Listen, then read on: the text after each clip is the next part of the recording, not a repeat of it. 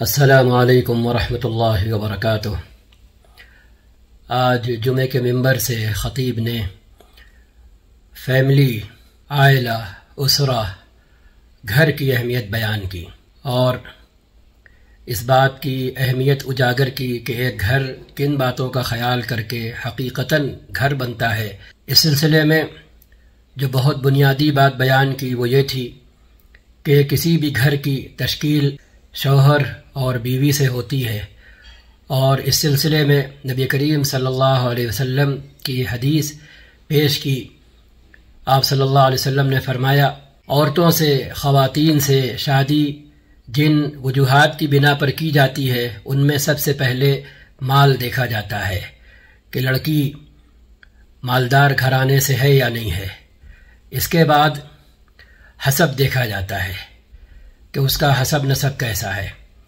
اس کے بعد حسن دیکھا جاتا ہے کہ وہ خوبصورت ہے یا نہیں ہے۔ اس کے بعد آخر میں دین دیکھا جاتا ہے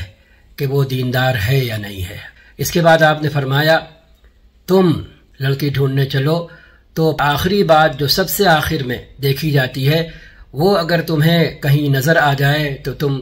اسے ترجیح دے دینا اور دیندار سے اپنے لڑکے کی شادی کر دینا۔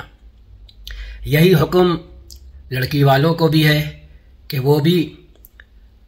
لڑکے کو دیکھیں کہ اگر لڑکا باکردار ہے، با اخلاق ہے، دیندار ہے، دکھاوے کا نہیں، حقیقت میں جو پتہ چل جاتا ہے معلوم کرنے سے، تو پھر اس سے اپنی لخت جگر کا بیاہ کر دینا۔ اس سلسلے میں بھی خطیب نے ایک بڑی اہم حدیث بیان کی جس میں اس طرح آپ صلی اللہ علیہ وسلم نے فرمایا، جب کسی ایسے لڑکے کا پیغام آئے جس کے بارے میں پتہ کرنے پر یہ پتہ چل جائے وہ دین میں بھی اچھا ہے، دینداری میں بھی اچھا ہے اور اخلاق میں بھی اچھا ہے، تو تم پھر کنہی دو چیزوں کو بنیاد بنا کر اپنی لخت جگر کو اس سے منسوب کر دینا اور اس سے بیاہ دینا۔ اگر تم نے ایسا نہیں کیا تکن فتنۃ فی الارض وفساد کبیر، اگر تم نے یہ نہیں کیا تو پھر کیا ہوگا؟ تکن فتنۃ فی الارض وفساد کبیر، کہ پھر زمین میں فتنہ و فساد ٹھیک ٹھاک طریقے سے مچے گا، کیونکہ یہ ایسی جسمانی ضرورت ہے اگر وقت پر پوری نہ ہو تو پھر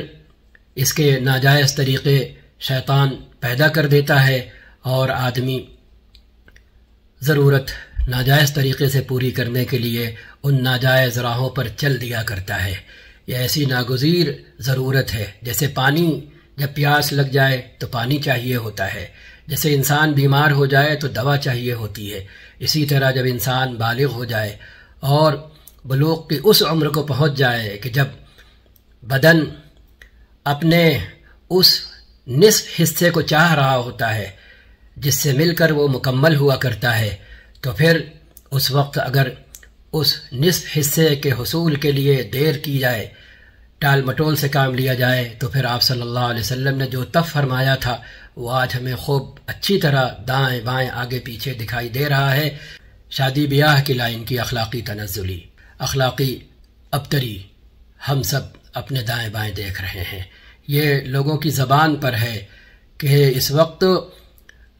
باکردار اور با اخلاق لڑکا مل جائے تو غنیمت جانو، اس وقت با اخلاق اور باکردار لڑکی مل جائے تو غنیمت جانو۔ تو یہ تب آپ صلی اللہ علیہ وسلم نے فرما دیا تھا۔ ان دو حدیثوں کے آئینے میں ہم جائزہ لے لیں، ہم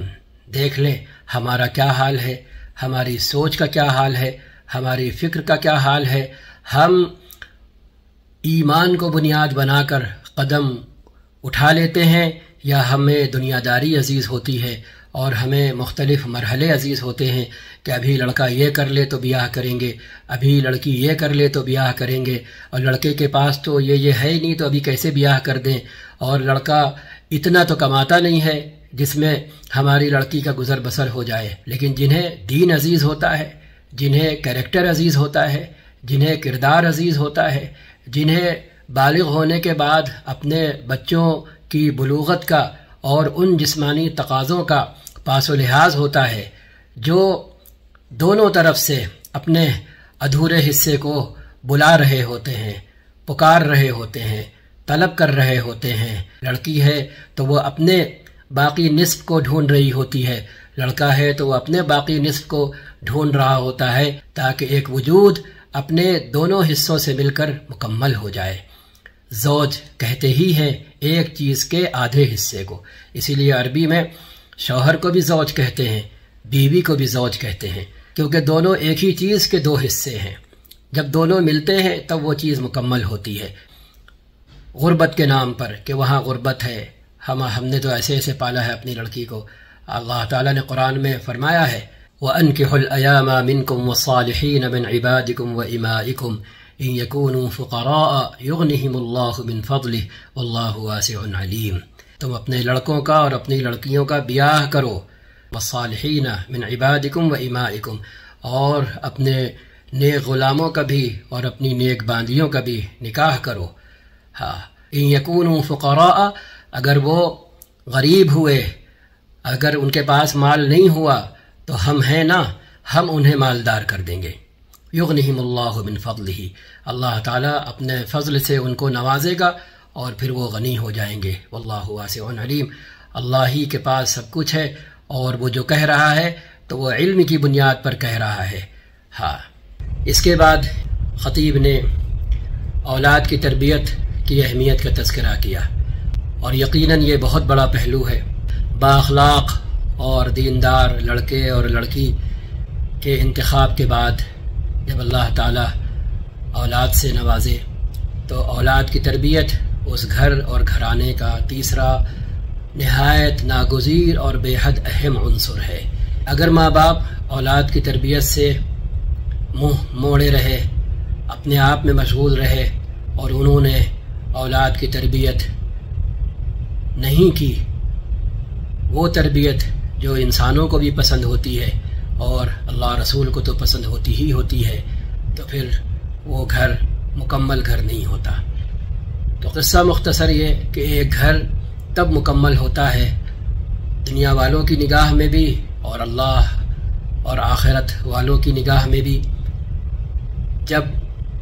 اس گھر کے افراد، اس گھر کے بڑے، اس گھر کے چھوٹے، سب کے اندر اخلاق ہو، ہمدردی ہو، انسانیت نوازی ہو، رشتوں کا پاس و لحاظ ہو، اور اس سب کا نچوڑ اگر ایک لفظ میں کہیں تو یہ کہ دینداری ہو۔ دینداری کا مطلب ہی یہی ہوتا ہے۔ تو اولاد کی تربیت اس لیے بہت ضروری ہے۔ اگر اولاد کی تربیت دینی بنیادوں پر ہوگی، اولاد کی تربیت انسانی بنیادوں پر ہوگی، اولاد کی تربیت رشتوں کے پاس و لحاظ پر ہوگی، انسان کو عزیز بنا کر ہوگی، تو پھر وہ نظارے آئیں گے۔ تو یہ بھی بہت بہت اہم پہلو ہے کہ جہاں لڑکا ٹھیک ٹھاک ہو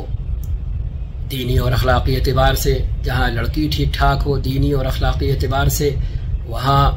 دونوں مل کر اپنی اولاد کی پرورش بھی انہی دونوں بنیادوں پر کریں، تاکہ جب وہ گھر گھرانے میں تبدیل ہو اور وہ گھرانہ جب خاندان میں تبدیل ہو تو ہر طرف انہی دونوں چیزوں کا چرچا ہو، بہاؤ ہو اور نظارہ ہو، انہی دونوں چیزوں کا۔ بس اللہ تعالی ہمیں کہنے سننے سے زیادہ عمل کرنے کی توفیق عطا فرمائے۔ والسلام علیکم ورحمۃ اللہ وبرکاتہ۔